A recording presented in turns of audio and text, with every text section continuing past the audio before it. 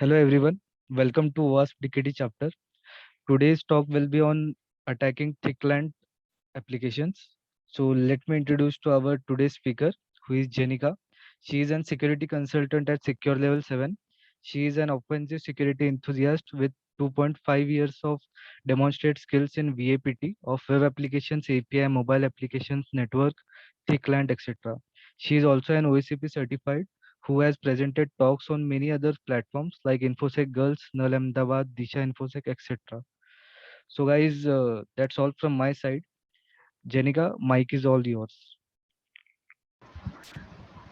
Thank you so much, Anubhav, for this introduction. Hi, everyone. My name is Janika, and today we are going to be looking at thickland applications.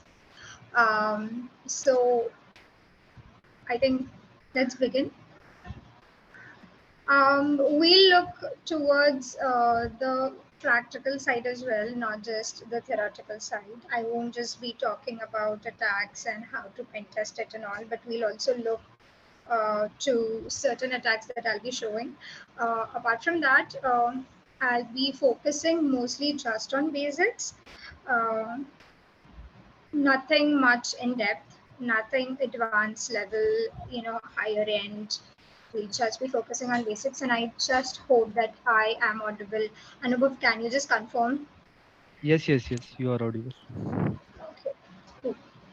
So let's begin. I'll share my screen.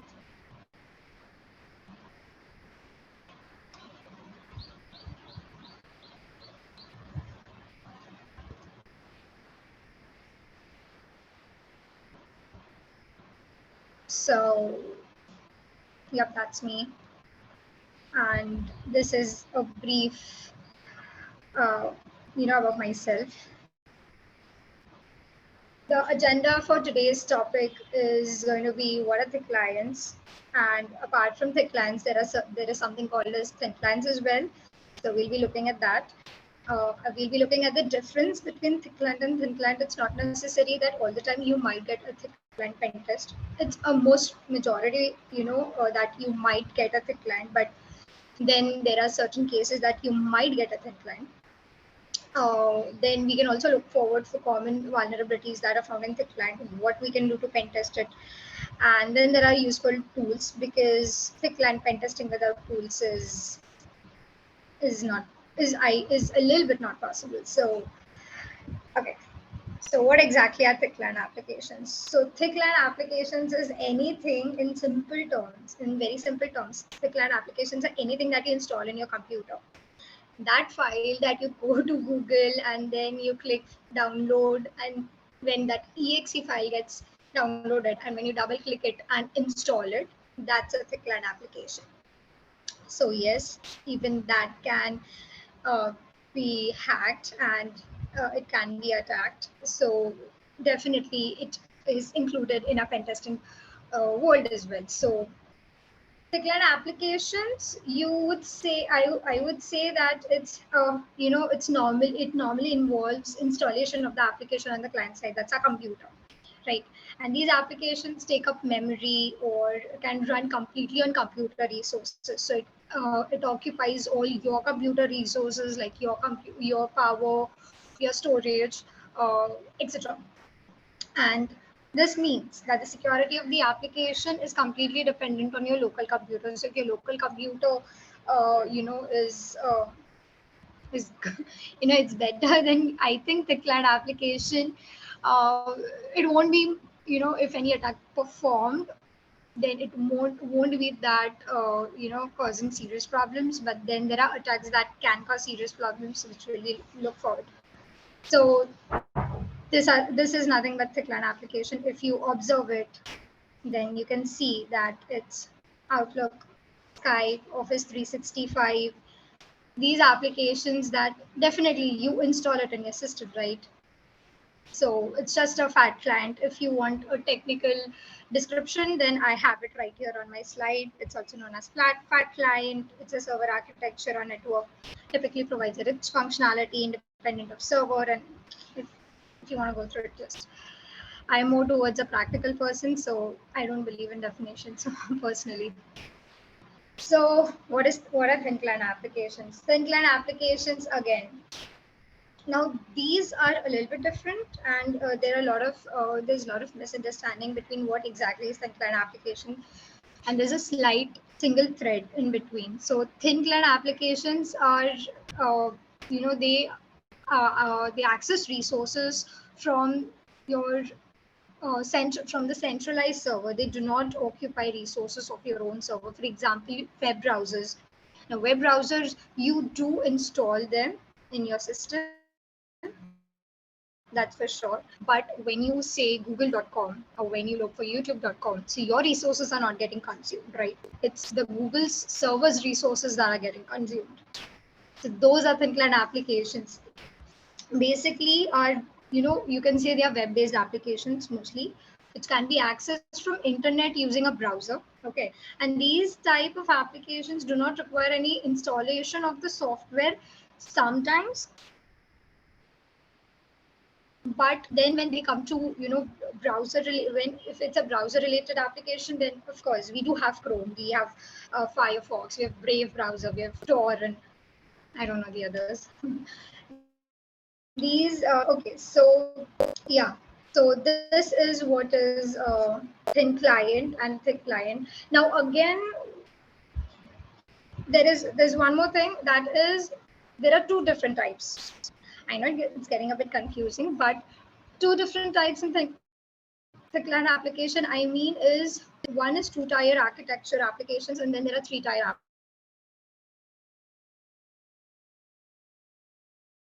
applications. So what exactly are two-tier architecture applications? Client server architecture. I am sure you all are aware of what client server architecture is.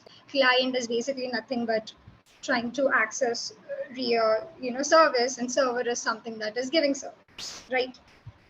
So it's the direct communication when it's two-tier architecture. So these are like any small music players, you can say, or text editors. These are all, two-tier applications. When it comes to three-tier applications is client, application, and server.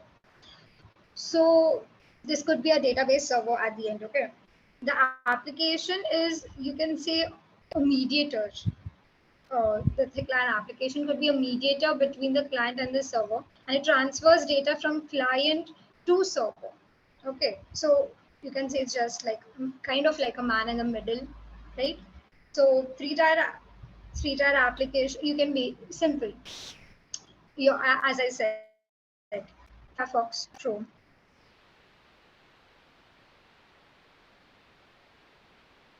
So definitely you're installing them in Google is not using your personal resources. It's using Google's resources. It's somewhere, the server is somewhere in the United States, or it could be somewhere in Europe. And so basically Google is using that resources. And then from Google, you're looking for, consider how to clear OSCP, for example, right? So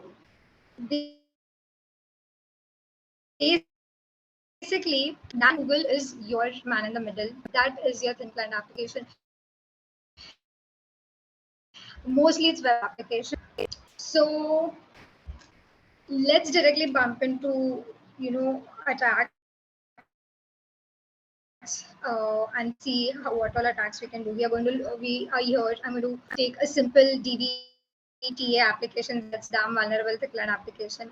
So as the name suggests that it is damn vulnerable thick client application, so definitely there has to be vulnerabilities. I'll focus on few. I'll focus on traffic analysis, how to analyze traffic. I'll focus on data storage issues. I'll focus on injections, because you can do that as well.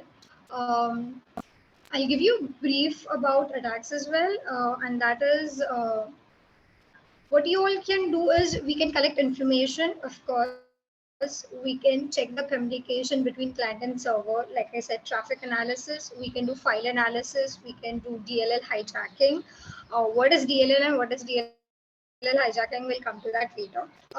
Then we can see some interesting files, log files, any DLL files that are being, there are that are while installing application or while running application, if there are some files have been formed, if you're logging into the application and if that sensitive information is stored in that file or not, who has the permission to that file, we can check for that. We can do binary analysis, or we can check for memory analysis. Then there are OWASP top 10 vulnerabilities as well.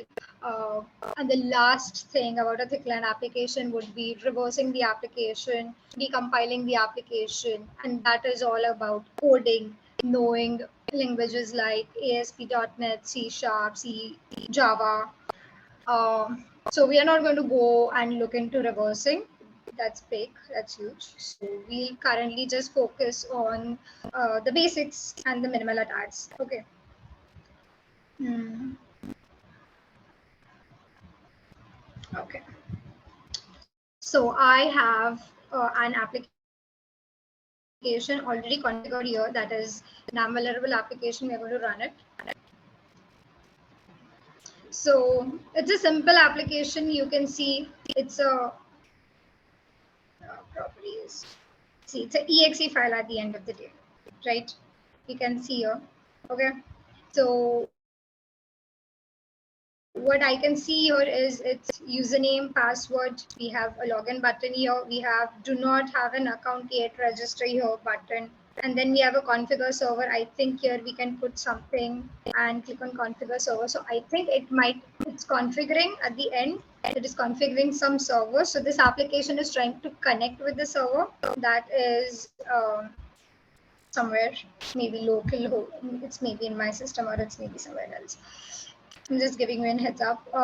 Most of the times when you get a thick client application to pen test, uh, if it depends on the approach, could be a black box, could be a white box, could be a gray box. Sometimes you get default credentials and the thick client application. Sometimes you just be like, you're just given a thick client application and they be like, boom, do whatever you want.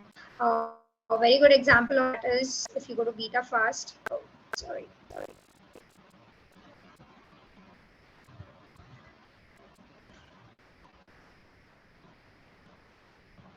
So this is also one thick client application that you can see.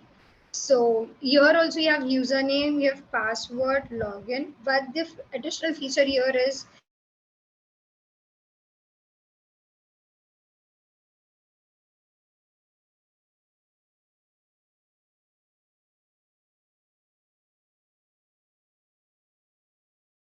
create a user. So then there are certain, there'll be sometimes that you will not be. So you can just create your user. So let's focus on DBTA for now. Okay. So the very first thing that we're going to do is traffic analysis. Now, traffic analysis is nothing but you're going to observe, any sensitive information is traveling, is going in a network, and if it's unencrypted. So if it is encrypted, then then we cannot. It's difficult to decrypt, right? But if it is not encrypted, then for sure we can, look in for usernames. We can look in for passwords, any sensitive information it could be, and we may not know where that information could be useful. As long as it's username and password, where we can try it, in multiple places. Okay, so yeah, so we have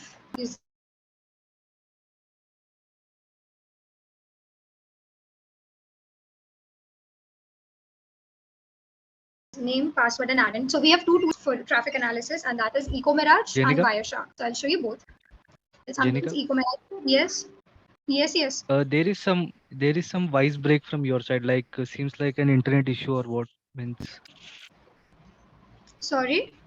There is some pause when you are saying like there might be some internet issues from your side. Um, Can you just okay, repeat let me check. that part like when you showed that vulnerable application which you have just started? Is my screen Yes, yes, it's visible. Everything is fine. Just there is some lag in your voice, like it's breaking. okay? Let me check. Yes.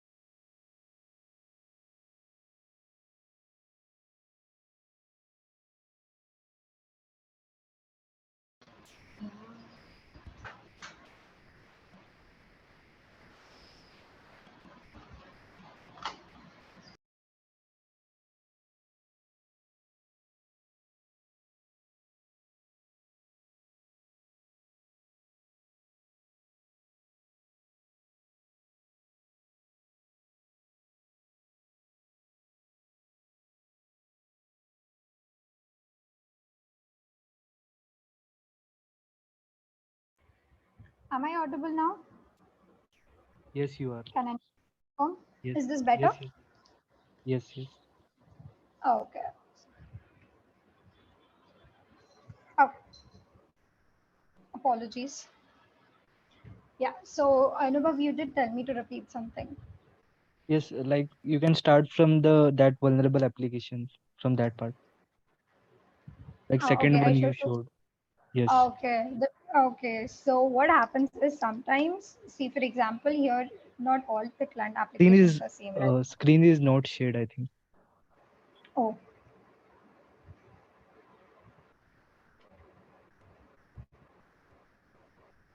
Yes, it's confirm. visible. Yes. Yeah. Okay. So what I was saying is not all the client applications are same, right? So like just like web applications, not they are not they all are not same. So here you can see you have username, password, we have login, we have if you don't have login, register here, then we have configure server. So what happens, what I'm trying to tell you is most of the times when you are pen testing a client application, you might get test credentials to test the application, or you might not get anything at all. Okay, nothing at all.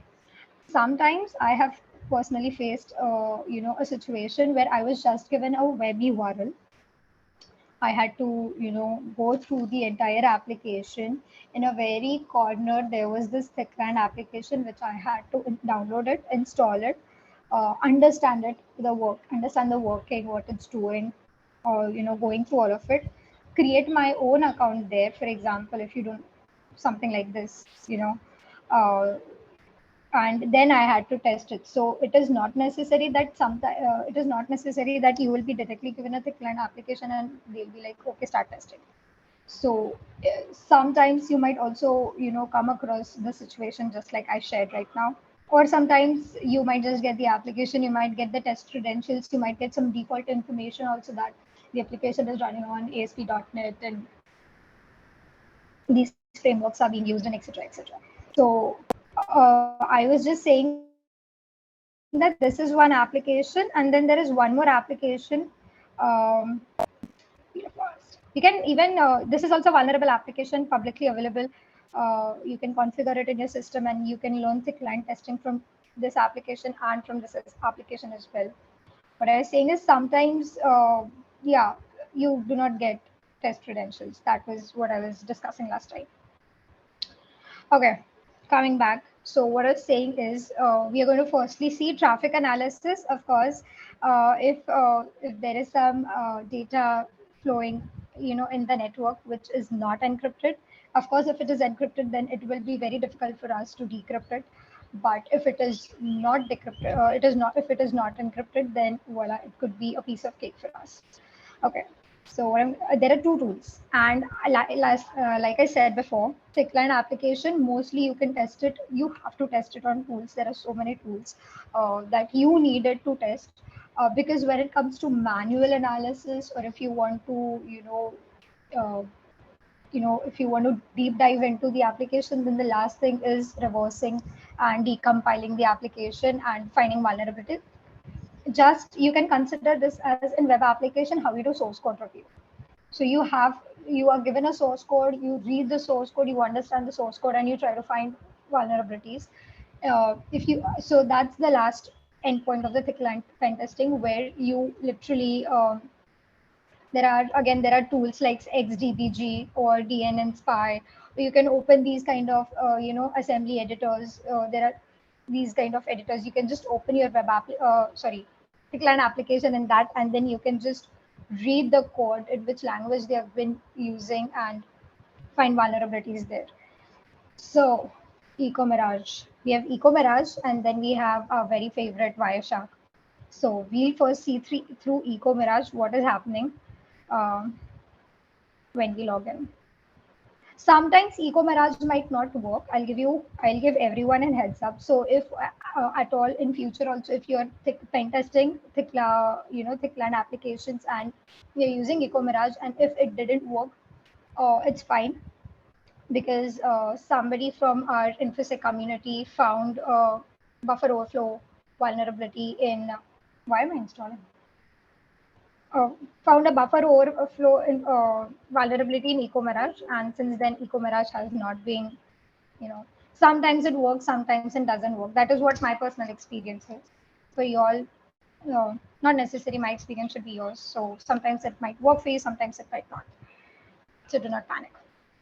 Okay, so firstly, what we're going to do is we're going to use EcoMirage tool. It's a very old tool, to be honest. And we can just we can generate a traffic from this application, and we can see here. I'll show you how. What we have to do is, here you can see we have traffic log and we have rules. So we have to set a rule. Key from where do you want to see the traffic? So it's an outbound traffic because the traffic from this application is going out, right?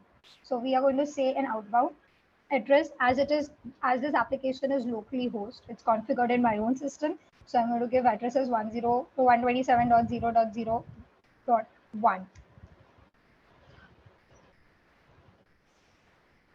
Okay.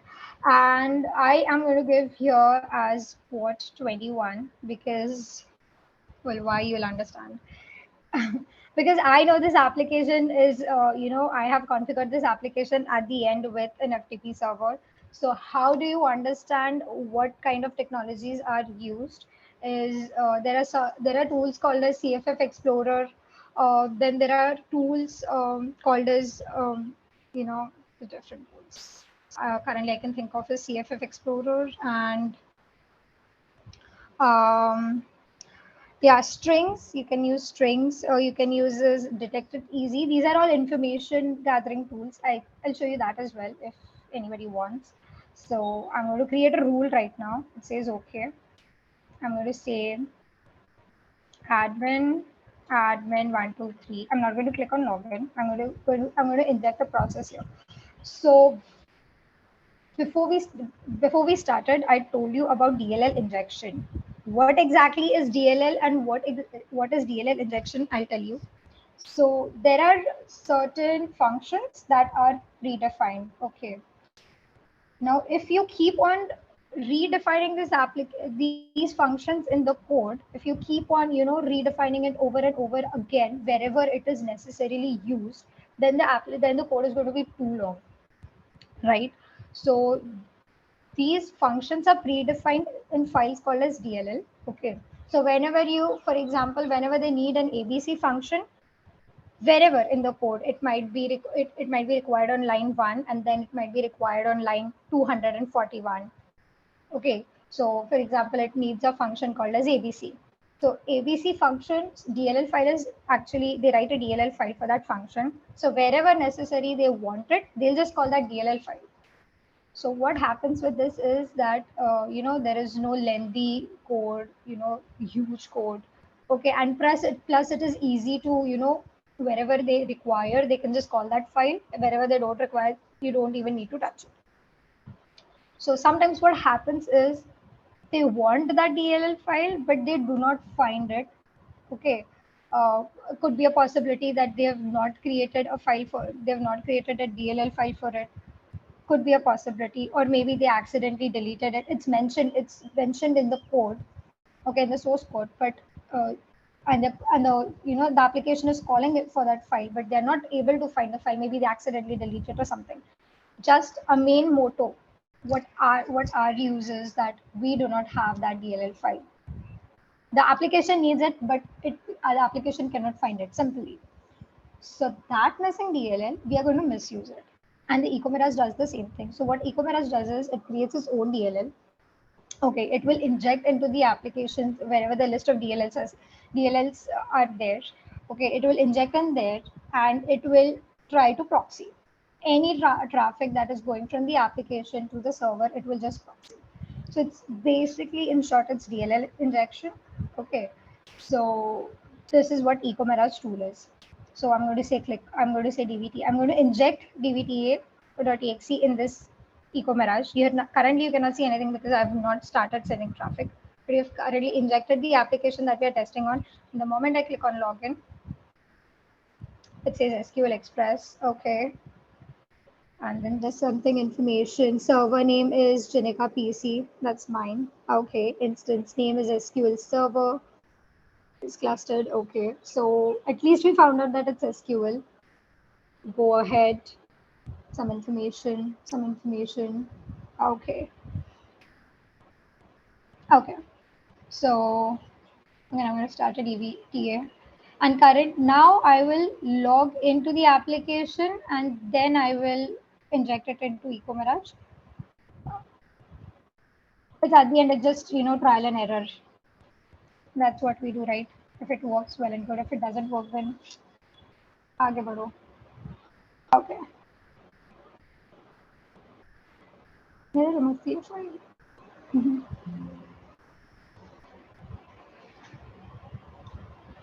As I told you, sometimes Ecomirage will work and sometimes not because, yeah, fine.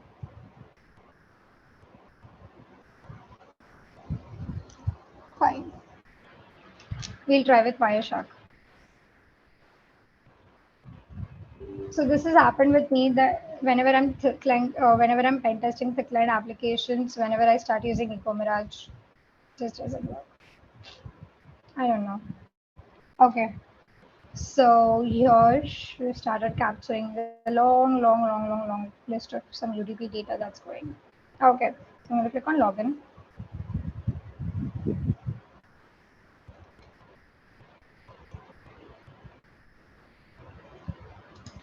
Not responding. Amazing.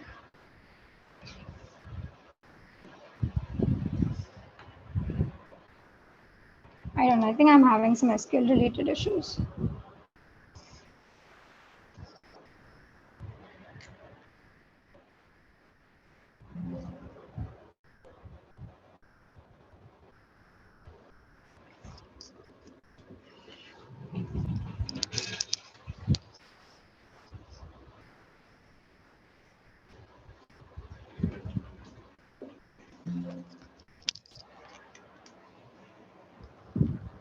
Okay. Let's see what I can do. Network related, for instance.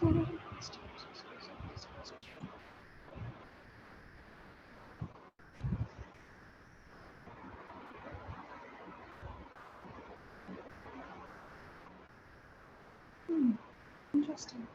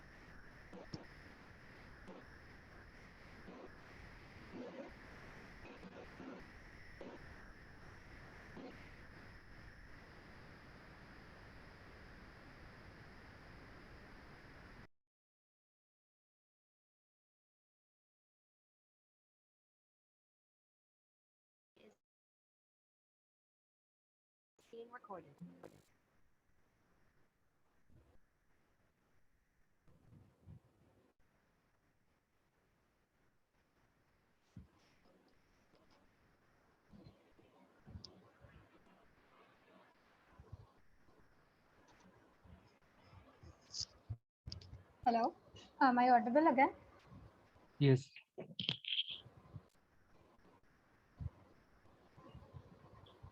Hello. Anubhav, can you confirm? Yes, yes, you are audible. Yeah. Is my screen shared? I mean, can you still see? No. It's like Okay. Rahul is sharing some means solutions for that problem. Can you look into chat box if Yeah. that Actually, can? my IP was getting nothing but oh my god. No, my actually there was some network issue and plus my IP was getting hard coded. That is the reason why it was because it was getting hard coded. It was not trying to understand that what exactly my IP is, and that being the reason I was having. I'm so thank you so much, people, for helping and giving me solutions. That's nice. It's working now, so let's get back. Okay. It's like screen Yeah. is not visible. Can you share it again? Yeah. Sure.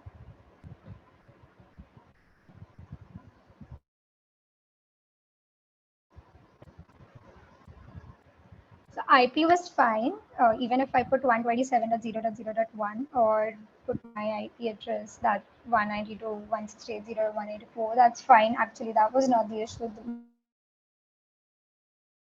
My application was not trying to understand it. So, and plus there were network issues. I think the bandwidth was a little less. So finally it worked. Okay. Okay. So Wireshark. Fiddler is good as well. I just saw somebody say Fiddler, but I've never used Fiddler. But thanks for the heads up. I'll definitely give it a try. So I'm going to log in. Admin123. And finally, it's getting logged in. Okay, welcome admin. I am clicking on backup data to FTP server. It says, look, that the file is already existing. Again, FTP. I knew I configured it. That is why I knew that was FTP. But you can use different information gathering tools and you can find out what kind of technologies are being used. Um, okay, so as you can see, the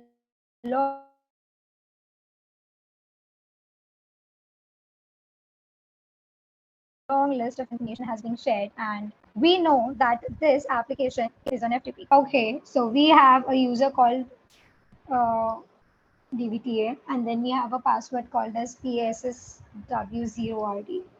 Okay, so this is how you can, if at all, if the communication is happening and if it's not encrypted, then you can see the information as clear as you can read it, as you can see it right now on the screen. Um, we have the password, we have the user as well. Sometimes you can just collect this information, try wherever possible. This could be SQL related, credentials, but this is FTP related credentials for the user. What I'm trying to say is, whenever you get credentials, any credentials, be it username, be it password, you can just try it everywhere because you do not know where these credentials or who these credentials are. I am trying to tell you is at the end of the day, this is FTP credentials because we know FTP protocol is being used. It might have logged in, when you click on backup data to FTP server, it is, I think the application is logging into the FTP server with user data and password as this password, and then trying to back up the information that is in this application into the FTP server. So at least it is logging in, right? So whenever the application is logging into FTP, the data is getting collected. So you can use that information, and yeah, so you can use it anywhere. Check if these credentials are being used. Also, there is a possibility that I've learned from my OSCP is that the credentials found, even if it, for example, if it's an FTP credential, but the same credentials are being used in credentials can be used somewhere else as well. The same credentials can be used for Microsoft SQL, as we, while injecting into e-commerce, we found that SQL Express was being used. So we can try there as well. If it works, then you may not know. If it doesn't work, then it's fine. Okay, so this is how. Let's try once more with e-commerce as well. Now I just can't stop. Now that the application is also working. E-commerce.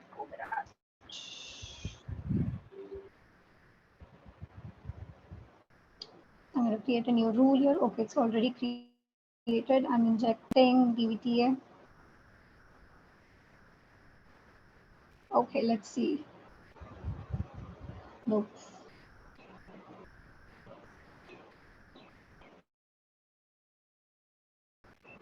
Okay, cool.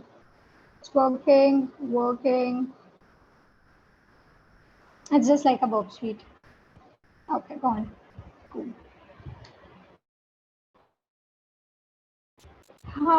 E-commerce. Can't help it.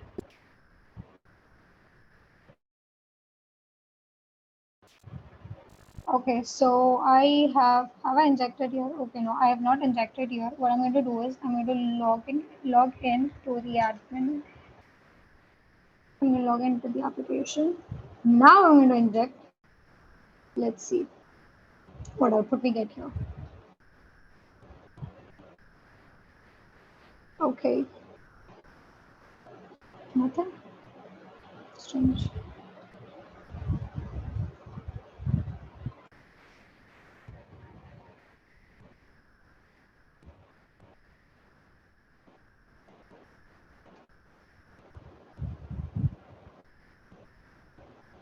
Please wait while uploading your data. Okay, waited. Okay, fine. The application is crashing. E-commerce is not helping. That's cool. But at least we found some information like SQL Express is being used. I think TCP 5067, 50697. Strange. So you can just go through, analyze traffic, go through some, look for information here. If it is, not encrypted, then you can read it. If it is encrypted, then you cannot read it. So this was traffic analysis. Uh, if at all, if your application that you're using is not encrypted. Oh, cool. Again. Okay. No, don't save. Okay, the next thing we're going to look for is data storage related issues. So whenever you're using Thickland application, of course, as we discussed, that your system resources are being used because the application is installed in your system. So it is but obvious that any information that the application is using, collecting, somewhere it is stored in your system as well. By any means, if the attacker gets an access to your system, DLL, as I said before, DLL hijacking is a very good example of that. Uh, the e-commerce tool that I showed you was just to, it injects a malicious DLL to proxy the network. But a DLL injection could also be like if you can see that there is a missing DLL. If by some means, if you find out that this DLL application is requesting for, but by some means the application is not finding in the list of DLLs, then you can take a use of it. A very best tool of a pen tester, of attacker,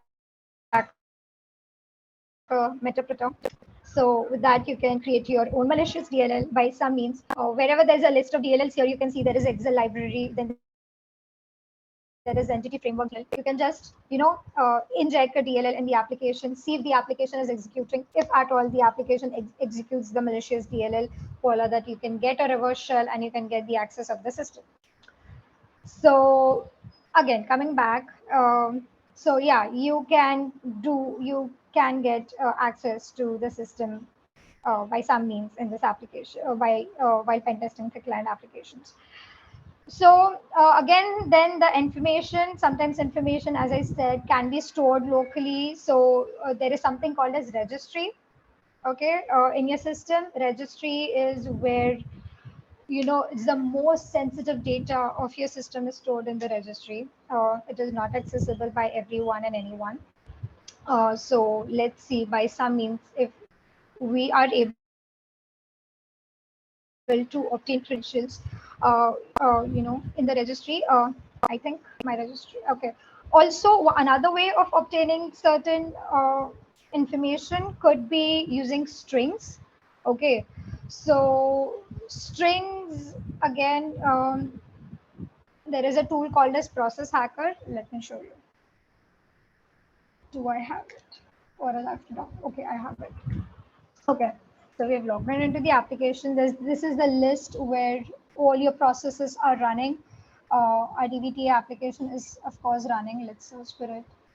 Mhm. Okay, we have it. So I open this and I see all the properties that is there. There are environment variables,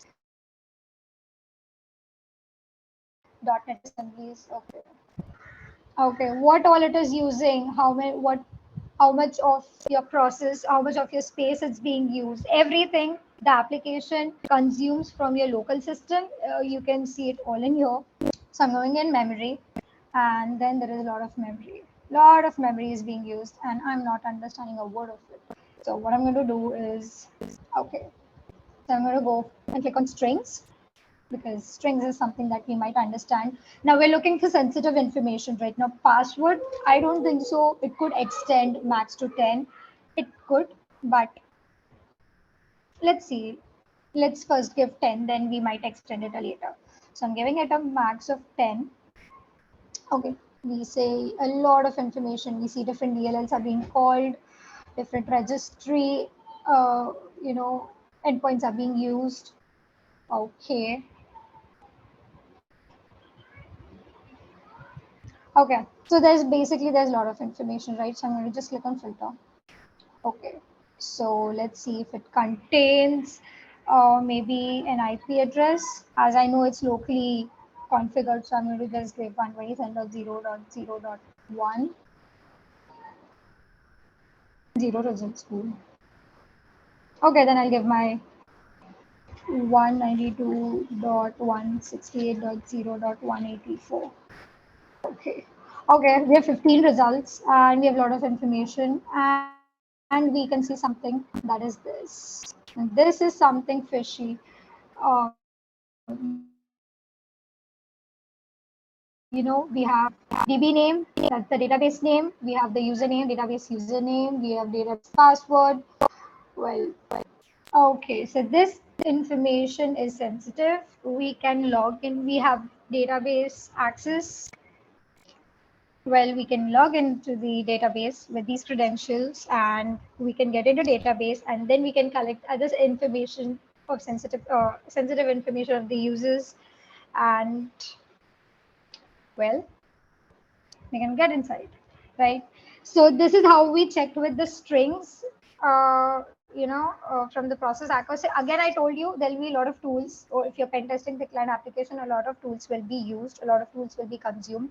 You cannot pen test the client application without any tools. And if you want to do that, then it's reverse engineering and decompiling, of course. Um, but basic analysis, you have to have tools. Process Hacker is one of those. And with the strings command, because as there is a lot of information, each and every minute information is being, seen here. There are multiple of things. We are just filtering out for and checking for if we can find information to our need, to our value, to our importance. And we can see, well, we have database credentials. So first we found FTP credentials, which we can connect to FTP server. Now we found database credentials that, so basically what I'm trying to say is that FTP and database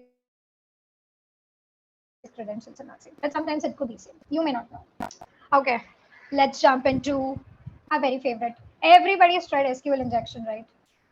In your web application, you know, yeah, so SQL injection, CSV injection. There are certain injection attacks that work here as well on the thickline application. Uh, the very simple demonstration is our very favorite payload 1 or 101 equals 1. But I'm going to see that's only the password. Okay, login. And we're logged in as Raymond. I don't know who this Raymond is, but there has to be a user inside. Raymond at test.com. So again, SQL injection worked. You can also test for CSV injection. Some applications do also CSV injections. Um, yeah, so that was it. Uh, there are other things as well that we can look for. If at all anybody is interested, then I can show you. There is a tool called as Process Monitor. So Windows Sysinternal Suite contains a lot of tools that come are handy for pen testing Ticlan applications. One of them is Process Monitor. Auditory monitoring the system, then show me the output. Okay, so process monitor again processes a lot of shows the information about a lot of processes that is running each and every minute thread. It could be a thread, it could be a process, it could be an application running, it could be anything. Um, everything is shown here. Current Whenever you open the application, it's going to definitely give you a blank slide. But we need to, as there are multiple things that is running, and we need a very specific information seen on a screen, we are going to give a lot of filters. So the very first filter I'm going to give is okay. I don't want all of this. Simple. I'm just going to go from here. I want process name. Process name is DVTA. Okay, add. I don't want anything else. Okay, and I'm going to say that path. Okay, the path ends with DLL because, as we know, Thickland application uses a lot of DLL files. Okay, so I'm going to say add, and I'm going to say apply.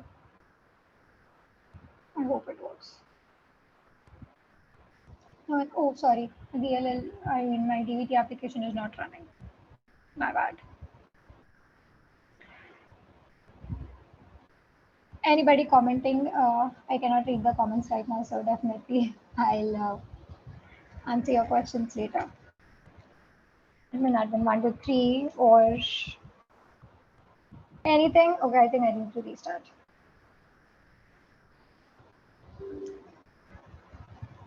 Okay, cool. Yeah, we know that.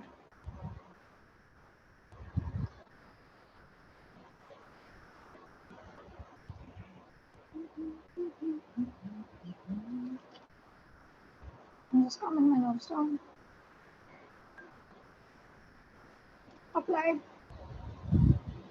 No, events captured. Why?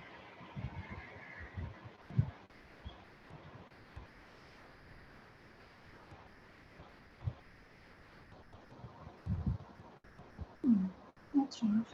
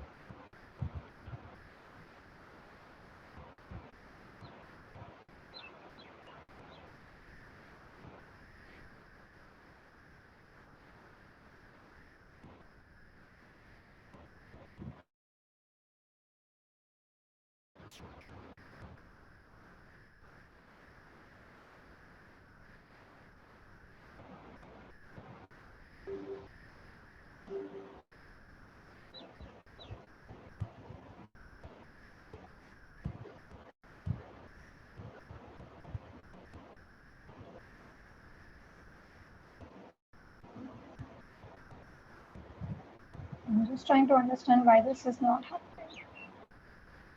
Hi Jenica, there is one guy, Sriram. He is saying like run that process in administrator so that this issue can be resolved. Smart.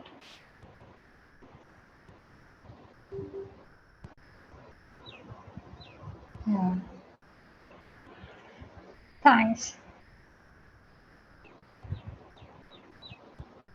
Thank you, Sriram.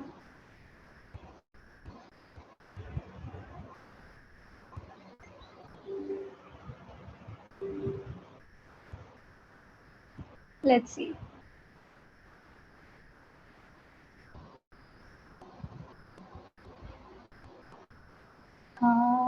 Process name. Let's see that is DVD.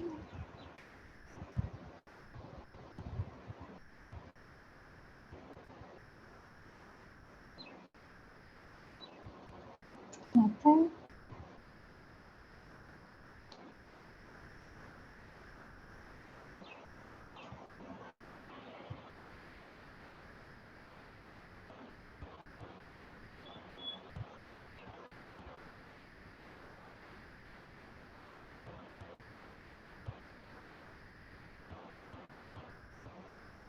Okay, I don't know. By some means, this I don't know.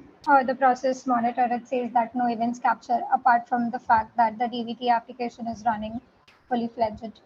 I am not understanding. But so what happens here? I'll just give you a brief rather than wasting time and solving each and every issue that I come across. These are technical issues, and that's fine as long if it's happening, it's okay. But what happens here is the list of processes are being seen that we include, as I said, each and every thread, right? So each and every DLL calls, each and every data information used, each and every threads, each and every processes that the application is using. It could be anything. The list is seen here. So here we just filter out. We just filter out. We just say that the process name that I'm looking for is dvta.exe, and it uses all DLL files. Okay. So once when you click on apply and OK, it will show you all the process, all the DLL files related information with regards to DVTA, because we filtered it out here. Okay. And there you can see all the DLL calls. So be it if the DLL is present or be it the DLL is not present. If the DLL is not present, here it will just clearly show you that this DLL is not present. Simple. Okay. So whenever the moment you see that, for example, DVTA is calling xyz.dll, and in the status you're getting that the file is not found. This DLL file is not found. What you can do is you can make use of that xyz.dll. In Metaprota, you can create your own malicious DLL, rename it as xyz.dll. Okay, and by some means you can just bring it up here and just you know uh, put it here in the file list of DLLs as we saw previously in the folder of DVTA application. So the moment you run the application, it's going to collect all the DLL files that is necessary to run the application. The application starts running, and it will not check whether that DLL is malicious or it is genuine. It just, the only means for him is, okay, it's xyz.dll and I need that DLL. It will not care that if it is malicious or it is something else. Okay. And the moment it executes that xyz.dll, we get a reversal because it's malicious, right?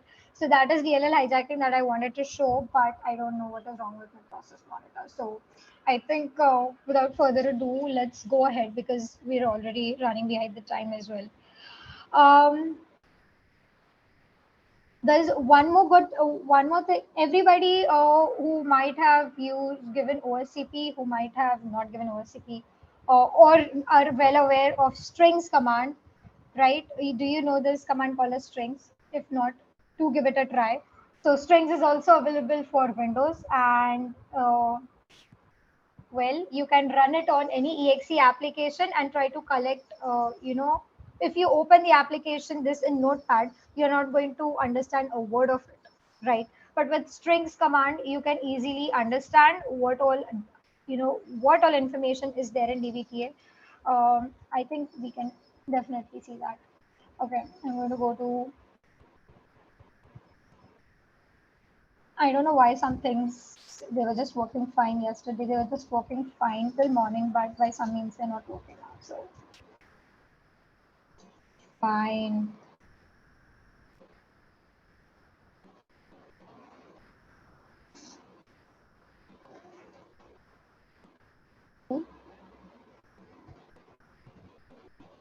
Okay.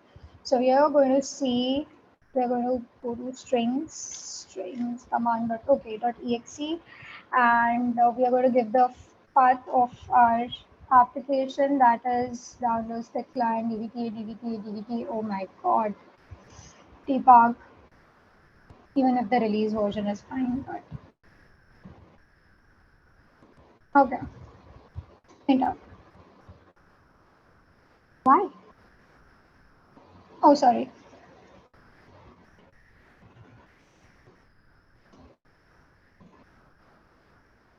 So here you can see a lot of information. If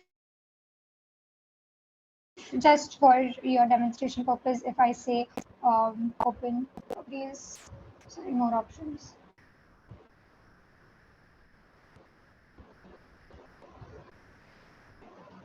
No.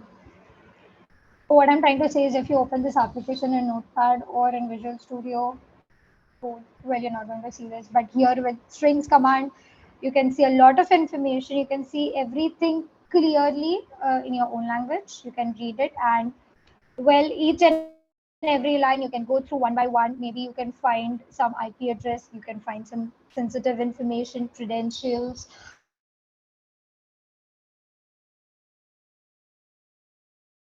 some usernames, anything. All you have to just do is give it a try. Yeah, so, well, we have admin.csv. Well, this, if you find any information like this, then you can clearly try CSV injection. You have password, your admin username is logged in, true, invalid, logged in. Okay, SQL Express, DB server, successfully configured. A lot of things you can get in here. This is getting interesting. Do you want to clear all your expenses? Uh-huh. Success. Let's check your downloads folder. Welcome. Oh, nice. This is looks interesting. So what I'm trying to tell you is that here you can, as you see, you can collect a lot of information as well from here. Um, yeah, so that is strings command. So then there are plenty of things, you can do. These were just a few highlights that I've given you. I don't know why my prompt one was not working. Uh, I'm feeling bad. But there are tons and tons of tools in sysinternals. This is nothing but Windows sysinternals tool. So there are a lot of inciting tools that Windows itself used to, you may say, for audit or log, monitor processes and plenty of other things. Um, so you can make use of these tools and manipulate it in the way that you want and collect or extract information that you want. You can also do privileges escalation. There is also a privileges escalation method called as unquoted path service. If any OSCPians, they might know. Nobody, you can just note it down. You can research about it. Unquoted path service is nothing but in the system, the application, if you check the properties of the application with your command line, you can understand that the application has to, if you're running the application, it has to give a specific defined path from where you have to go and run the application. It's not every time. If, for example, if I copy that dvt application and paste it on my here, if I paste it on my desktop, so, and if I double click from my desktop, it is, but obviously it is stored somewhere. And mostly, if you see, your all applications are in C, right? So all the DLL files and all basically all the files that the application needs to run are stored in C folder, right? PC, C, mostly it's program files, and here you can see eco mirage, and then there is the application, the necessary DLLs, the license files, everything, etc., that the application needs for running, right? So what happens is whenever you create a shortcut application, be it here, be it anywhere, you know, it has a universally defined path, right? So it has to have the entire path should be in the double quote. It should not just be in like the quote has started, then there is path, but the quote is not completed. Okay, so if that is the case, then the system thinks that it's not just a valid path. It's just the valid path. The path is just there. It's just existing. So you can just make use of it. You can just maybe inject a malicious. You can just maybe create your malicious application, and you can just give the path. For example, eco mirage. If just because the eco mirage is right in front of your screen, eco mirage path is going to be C program files eco mirage.exe. This is going to be its path, but the path is not in double quote. It's not in double quotes like this, the way it should be, right? It's just this much. So you can create your malicious exe file. You can somehow bring it into attack a victim system. Okay, and that unquoted path, so the service path, you can just change it to your malicious file path. Right, it could be C program files, eco mirage, abc.exe. Complete and just complete it. So whenever you run eco mirage, the system is going to think that you are trying to run abc.exe, so it's going to run abc.exe. So this is, and with Metapreter you can create your own malicious exe file, and you can do this, and the moment uh, you know you can escalate your privileges, or what you can do is, as I said, DLL hijacking. That's also one of the simplest. Actually, that's one of the simplest way you can get an RC into the system. Uh, so yes, this was how Thickland. There's one more thing that I would like to show everyone, and that is it's a very simple check. I'm sure you might not get this a lot on if you check for any blogs related to Thickland pen testing. You might not get this easily, but I would like to show you because it is important. So this is OllyDBG debugger. So I'm going to open this debugger, and as our DVTA application is a 32-bit application, I'm going to use 32-bit debugger. If your application is a 64-bit application, you can use a 64-bit version as well, which is, you can go here, releases, and you can see there is x64. Okay, so I'm going to use a 32 dbg file now. I'm going to click on open. I'm going to click on DVTA. So, well, this is assembly, and this is how, these are all instructions. If at all anybody understands, well, it's a fun play game for y'all. I personally don't. I'm learning. So I have a plugin installed here that is called as checksec. So what it does is it checks for the certain security certifications. It's just nothing basically like headers, okay, or cookie in web application. If there's a cookie and then you say uh, same cookie, this flag is not there. Some security flags. What I'm trying to say is, whenever in web application, you might report that certain flags in cookie are security flags in cookie are not there. It's just like that in application. There are certain certifications, security certifications that you need. Each of these have value. DP, ASLR, and CFG. These are most important. Um, So DEP is nothing but a data execution prevention. So what it does, it prevents code execution from data only memory pages, or such as heap and stacks. That's uh, that's again, that's very advanced, but I'm just giving you an heads up. Again, there is an ASLR certification which says that these are all security features, by the way. This is say that if it's enabled, then it prevents attacker from reading or exploiting incorrect address space locations. So here, if you see, there are a lot of address spaces. As this is assembly, you can see this. These are the addresses to each and every function. So you cannot, if at all ASLR flag is enabled, Um, I'm sorry, certification, I mean protection. So these are all protections. My apologies. These are all protections, just the same way security flags are there in cookies. You have certain protections here, security protections in the client application. ASLR is one of those. You cannot rewrite the instruction if this flag is enabled, and you cannot make the function go somewhere and jump and go somewhere else and run it. CFG is nothing but control flow card. So if it is not enabled, then the attacker can change the flow of execution in execute a malicious code. As you can see that currently it is not enabled. So yeah, so if you're pen testing the clients, definitely you can give this a try. If CFG is not enabled, then as you can see that CFG is especially for executing malicious code. If it is no, then you can chain it to other attacks, and you can execute your malicious code. Maybe rewrite. If you are good in reverse engineering, you can inject a malicious code inside, and then you can patch it, and then you can check if it is accepting the malicious code and executing the application.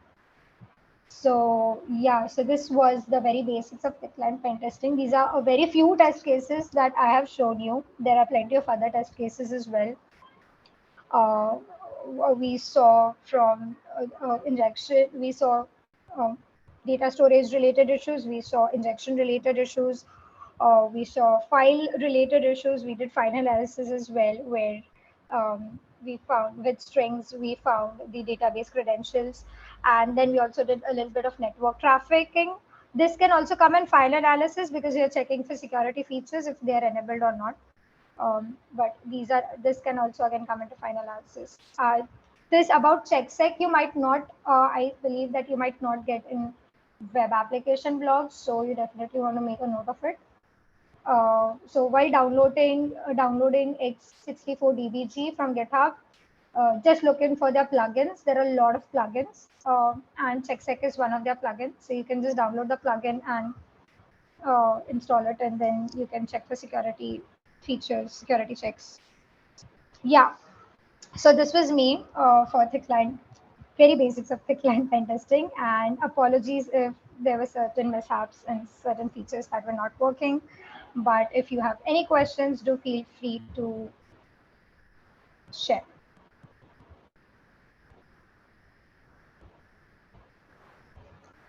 Thank you, Janika. So, if anyone have some questions, you can put it in chat box.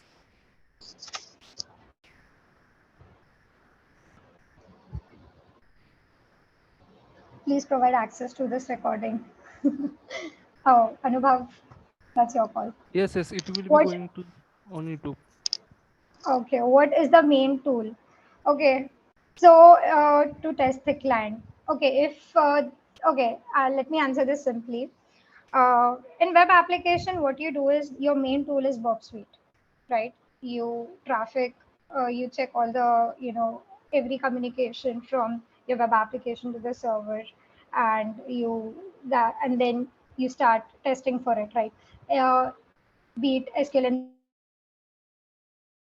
injection, be it access, or anything, be it anything, so your main tool to go for web application is again Bob Suite. But when it comes to thick client, each and every attack which you're trying to do has a different tool. So if you're saying in particularly there is no main tool for it. Every attack, for example, storage analysis, if you do, you have to use different tool. If you do network analysis, you have to use different tools. So in particular, there is no main tool.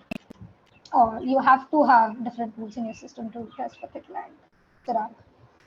If traffic is encrypted, so any idea way to perform dynamic testing? Well, if our traffic is encrypted, then dynamic testing, I would say, what I can say is traffic analysis you can just do to find any sensitive information. So if you're not getting sensitive information through traffic analysis, then there are other means, as I showed. Uh, your main end goal is to find any sensitive information, be it from anywhere. What if your application is, logging, collecting logs? What I'm trying to say. So the log file has to be somewhere in the system. Look for it in the system. go inside folders and folders and folders, look for that log file and read it. Basically, log files, you can open it text editor easily. So not necessary, if the traffic is encrypted, you will not be able to do dynamic analysis. So don't worry about that. If communication are encrypted, what we should do? Well, if your girlfriend is talking in different language, then what can you do? Right? You can either learn it, but here the only thing is that if a conversation, if a communication is encrypted, you cannot do anything. Right? You just can't do anything. So it is encrypted. The encryption key is with somebody else. That will collect. Well, getting that is difficult. So well, you can't do anything. Do we have OWASP top 10 bugs for the client? Well, you do have, but the OWASP has not officially released. The project currently for releasing the client top 10 the client is on hold. But again, as we saw, SQL injection, CSV injection, these are all some common things. I'll show you one slide that, let me see. Okay, I'll show you one slide that I forgot to show, or maybe that could answer your question. If you can see here, this is a very simple, you know, that what vulnerabilities are of OWASP are accepted in web application are quite similar to the client. Invalid input, as we check for SQL injection, broken access control. You can check for privileges escalation here. There is weak authentication or session management. If at all your application functionality isn't such that sessions are required, then and if a session is required, what if application is suddenly popping up and saying your session is the session is expired, please restart the application? Could be a Okay, instead of XSS, you can file if HTML forms are being used. Certain applications might have, HTML being used, just to make it look pretty. So you can check in there. You can check for buffer overflow. Again, you can check for injection flaws. You can check for improper error handling. What if the error is only throwing some sensitive information? If the insecure data storage, as we saw the data storage analysis, it was insecure, right? We could find credentials, and it was not supposed to do that. Um, you can also perform DOS, keep opening the application again and again, see how much it is able to handle again. So these are a few of the attacks that are quite similar to web applications, and you can test for them.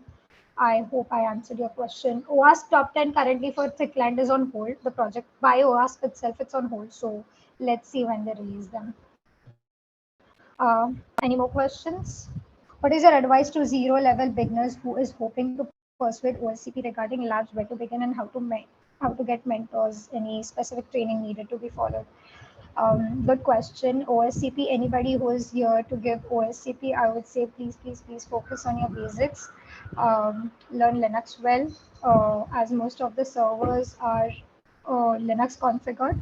OSCP now has a bit changed. They have also added a little bit of Active Directory. So make sure you have good understanding of basics of Active Directory as well. The slowly, when you start understanding basics, it will be easier for you to catch up for OSCP.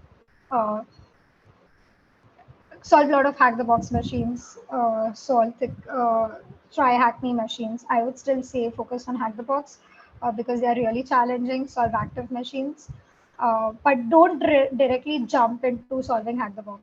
First, make sure you're good with Windows commands, or make sure you're good with Linux commands and Linux file system, Windows file system. You need to balance out them both, and then you start understanding each and every attack, which attack comes on server side, which attack comes on client side, understanding each and every attack. Then you start to hack the box.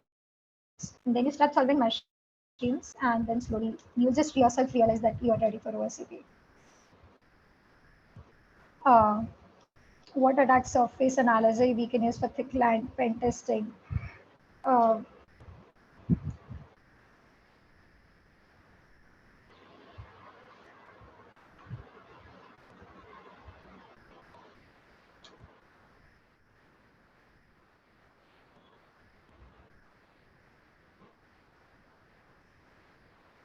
I think attack surface analyzer itself is a tool. Do we have tool like MobS of thick for thick client? Unfortunately, I have not come across any tools like MobS of would just give them a tool and it will all analyze itself and give you the output. You have to do it manually. Um, I'm sorry if that breaks expectation, but that's the truth. So you have to use different tools for different attacks. That's the fun part of the client, I think. I would say. How you approach a target. See, every approaching a target, the very first thing you do is collecting information. Uh, I would say install tools in your system, configure DBTA, and just start. There is CFF Explorer. Then there is again I use the strings that I used which I showed you at the end. You can also use that to collect information. You can also use CFF Explorer. CFF Explorer basically tells you all about the application. It tells you which technologies are being used in the application, which compilers are being used in the application. By the application. You can start from there. You can start collecting information, and then slowly, you can start analyzing traffic. You can start with injection. Try to understand the application and what it is doing first. The moment you understand what it is doing, voila, then you have won half of the battle. Um, I'd come across, I will not say the name of the client, but I was working on one of the thickline applications. And so what it was doing is it was collecting all the backup from your system. It was collecting all the information from your system, and it was saving a backup in a server. Okay, so server at the end is a system, right? Just like you and I have a laptop. It's just like a system. So it was collecting all the information from my system, and it was storing a backup on the server on cloud, you can say. And we were testing, and it was, we did all of these things, that I just gave you a brief about, and we were not finding anything. So at the end, we just decided to reverse engineer the application, and while reading the code line by line, we found that it was using JWT token. Okay, so my system had to be linked with a web application. From web application, it was it was just giving us the status whether the application has been, backed up, whether your system has been backed up or not. So for that, it was using a JWT token, and the secret to that JWT token was stored in the code. Okay, so we found the secret. We already have the access to web application. So with that secret, we could, you know, JWT. We could just, the secret. If you have a secret and if you have the JWT token, then I think what else do you need? And from that, we could access the server from where where backups were getting stored, and we could create files and we could create folders from my system, which actually it was a which we shouldn't be doing, but we could do it. So if even if you reverse engineer the application, you might find some sensitive information as well, just like we found secret to the JWT token. So it was fun. It was really fun. We could create any file, and um, yeah, it was fun. So that was my personal experience with JWT token.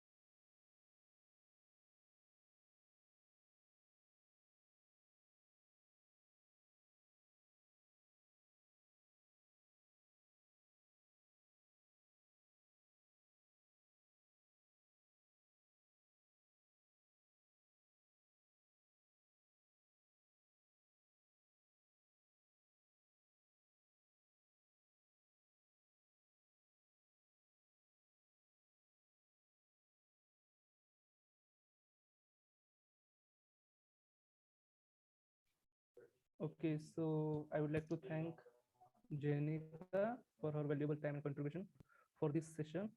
And this session ends here. So there is a question from Pawan. So how can we get access to recording and presentation? The recording is going to upload on YouTube, and the presentation you will get it from our Twitter handle. Okay. So thank you for everyone. Thank you for joining, guys. We will meet with another month, next month, with another topic. So have a great day, guys. Bye.